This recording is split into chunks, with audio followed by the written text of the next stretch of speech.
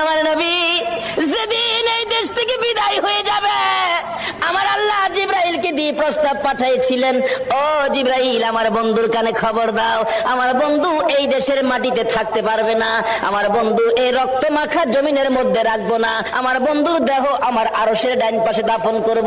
জিবরাইল খবর নিয়ে ডাকতেছেন, হুজুর আল্লাহর সালাম গ্রহণ করুন। আমি জিবরাইলের সালাম গ্রহণ করুন।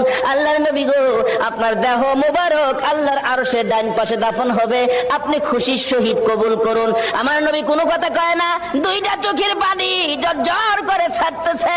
জিবরাইল বলেন, ইয়া রাসূলুল্লাহ, এত সুন্দর প্রস্তাব নিয়ে আসলাম, কোনো কথা কন না, খালি কাঁদেন কেন জানতে চায়। আমার নবী বলেন, জিবরাইল রে, তোমার জন্য খুশির খবর হতে পারে, আমি খুশি হতে পারলাম না। কেন পারলেন না? রে জিবরাইল, আমার দাফন আল্লাহর আরশের ডান পাশে হবে, আমি জানতে চাই আমার গুনাহগার উম্মতের দাফন কই হবে রে? জিবরাইল বলেন, আপনার উম্মতের দাফন এই জমিনের মধ্যে হবে। আমার নবীর কান্না আরো বেড়ে গেছে। জিবরাইল, না না, সইতে পারি না, আমি আরশে থাকবো আর আমার উম্মতেরা এই জমিনে থাকবে। আমার মন মানে না, প্রস্তাব আমি রাখবো না। আমার পক্ষ থেকে একটা প্রস্তাব আমার প্রভুর দরবারে তুলে ধরো। জিবরাইল রে, আমার গুনাহগার এতিম উম্মতেরা যেই জমিনে থাকবে